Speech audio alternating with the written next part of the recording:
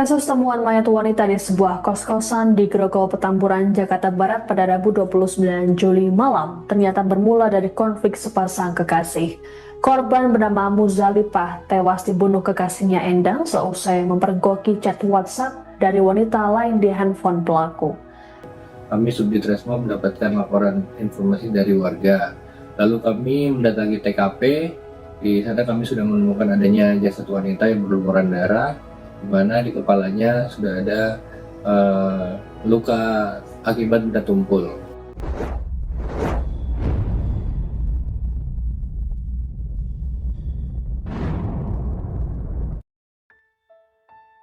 Assalamualaikum, hai sahabat arti, apa kabar semuanya hari ini? Semoga dimanapun berada Anda semua dalam keadaan sehat ya, bahagia, serta dilancarkan semua urusannya. Terima kasih yang sudah klik dan nonton video ini. Bermula dari adanya tetesan darah dari plafon kos yang sontak membuat geger warga Grogol, Petamburan, Jakarta Barat pada Rabu 29 Juli 2026 petang. Tetesan darah itu mengotori lantai keramik yang ada di lantai 1, sebuah tempat kos bertingkat yang berlokasi di Jalan Makaliwe 1, Kelurahan Grogol, Kecamatan Grogol, Petamburan, Jakarta Barat. Ceceran darah yang jatuh dari plafon itu cukup banyak, bahkan ada yang mengenai tembok. Penghuni kos lantai 1 yang melihat itu lalu melaporkan pada Ketua RT serta RW setempat. Yang selanjutnya mereka menghubungi call center Polri 110 sekira pukul 18.50 waktu Indonesia Barat. Sehingga tak begitu lama berselang, petugas kepolisian dari Polres Metro Jakarta Barat dan Polsek Grogol Petamburan datang untuk memastikan serta menelusuri asal-muasal datangnya darah tersebut.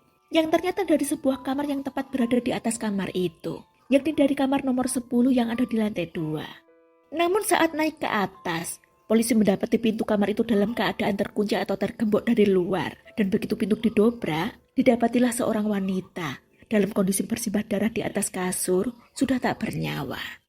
Dari hasil olah TKP, korban diketahui atas nama Muzalipah, usianya 52 tahun.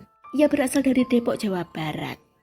Saat ditemukan, bagian kepalanya nyaris remuk, wajahnya pun terluka parah, sehingga darah yang keluar sangat banyak, sampai mengalir kemudian merembes ke plafon dan menetes ke lantai bawah. Triyono, Ketua RT setempat, mengatakan kepada wartawan, jika kamar nomor 10 di lantai 2 kos itu dihuni sejak Januari 2026 oleh pasangan yakni korban Muzalipah dan seorang pria bernama Endang berusia 54 tahun. Kepada pemilik kos, mereka ini ngakunya adalah pasangan suami istri, tapi belum pernah menyerahkan dokumen identitas apapun kepada Ketua RT setempat. Tapi warga sekitar kos awalnya percaya jika mereka adalah pasangan suami istri. Namun, Muzalipah atau korban ternyata tidak setiap hari tinggal di kos itu. Sementara Endanglah yang setiap hari memang tinggal di sana. Dan kini setelah Muzalipah ditemukan tak bernyawa dengan sangat mengenaskan di kamar kos itu, tentu polisi maupun warga sekitar langsung mencari keberadaan sosok Endang ya. Ketika sosok itu tak ditemukan di sekitar TKP, kecurigaan tentunya langsung mengarah padanya.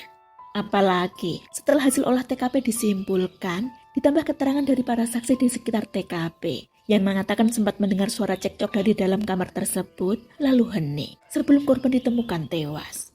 Tetangga kos yang mendengar cekcok itu awalnya mengira jika pertengkaran itu sudah selesai ketika suasana kamar menjadi hening, atau mungkin mengira masalahnya sudah beres. Tak ada yang menaruh curiga, namun setelah Muzalipah ditemukan tewas dengan luka parah di kamar, dan Endang, pria yang menjadi pasangannya juga raib, seolah itu menjadi petunjuk kuat.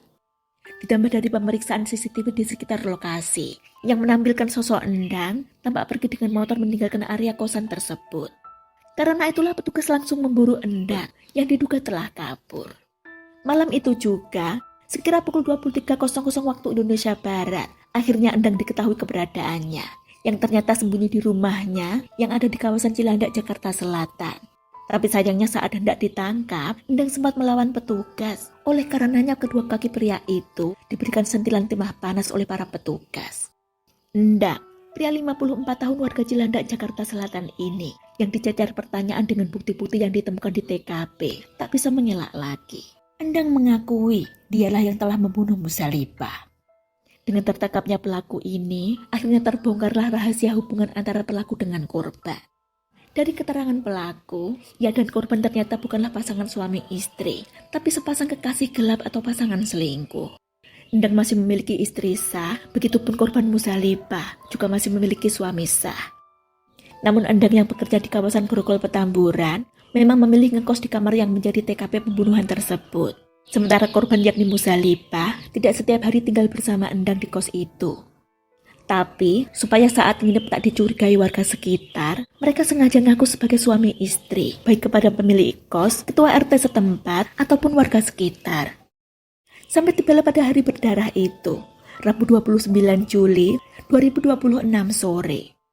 Muzalipah kala itu mendatangi tempat kos yang setiap hari ditempati oleh Endang tersebut.